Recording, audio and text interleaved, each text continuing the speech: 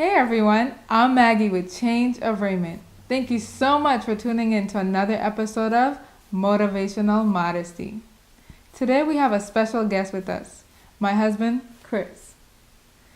Thank you so much for being here with us. It's good to be here. Today he'll be sharing with us how the Lord convicted him to dress modestly. What motivated me to change my dress? Well, it was a process.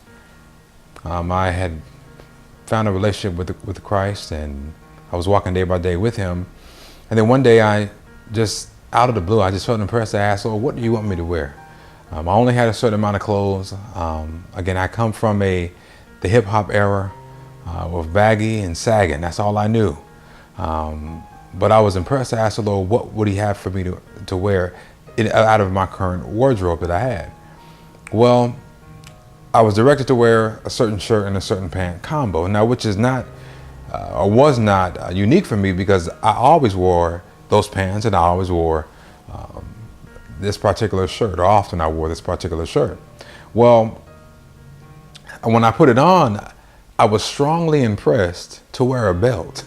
Now, what's interesting about that is, like I said earlier, I had been wearing baggy clothes, 2, 3, 4, 5 sizes too big.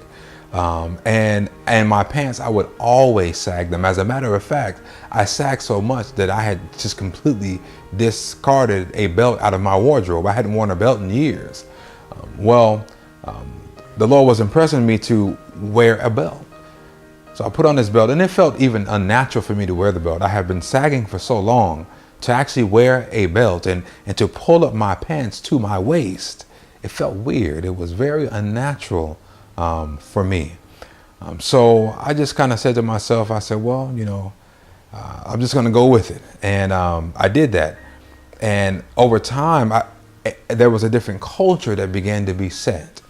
And the culture was very much different than what I was coming from. Again, I come from the hip hop era, but to come to Christ, and as he was just changing everything about me, he even began to change the way that I dressed and the way that I presented myself to the public at large. So going on later on in my Christian experience, I then came in contact with some knowledge about how dress can affect our health. In particular, the aspect of health that it can assist, or it can actually create problems for it to go down, is in either wearing proper clothing or improper clothing. And what I mean by either covering yourselves up properly or not covering yourself up properly. And the information that was given me was that, if you wear long sleeves, even in the summer, that it actually will protect you from the extreme heat even in the summer, and it also, we know, will protect you from the extreme colds in the winter. And any fluctuation of temperature in between, it actually it protects you from all the extreme temperatures. And I was like, okay, that sounded crazy for me to be wearing long sleeves in the summer all the time, and that just sounded crazy to me. But then what came to my mind was that I'm from Arizona. In Arizona, the crews that work building houses and do a lot of work outside in the summer, they're counseled to actually wear long sleeves in the summer. So that came to my mind when I heard this information. I said, okay, I'm gonna give this a try. But I didn't give it a try until I went to Africa. When I went to Africa, I gave it a try, and I wore only long sleeves every single day of the week. And my clothing was, for the most part, it was breathable material, like cotton. For the most part, that's what my clothes were. Some of it were not, but long story short is this: as I began to wear this clothing, I saw how my body, even in the summer, the heat would get so hot, but it's like my body temperature would only rise to a certain level, then it would just kind of just taper off, and I would feel good. It would be warm, but I wasn't like too hot in my mind. And I began to say, I can do this. And it began to be a culture that I began to walk in, to where now these are things that I don't step outside of the house without making sure that my limbs are properly covered, my body is properly covered when I step outside of the house.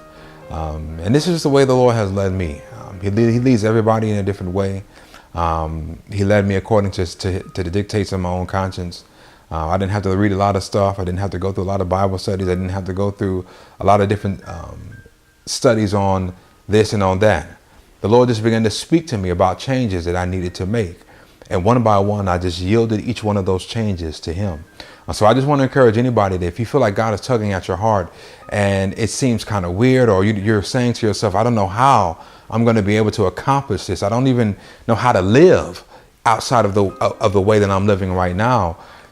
I encourage you that if you just give each one of those things over to God, that He will begin to change your culture to where you'll look up years on down the line and you won't even see how you used to live the previous way.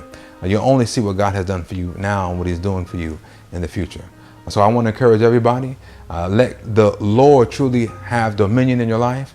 It will be the best decision that you've ever made. There will be no turning back, only blessings in the future.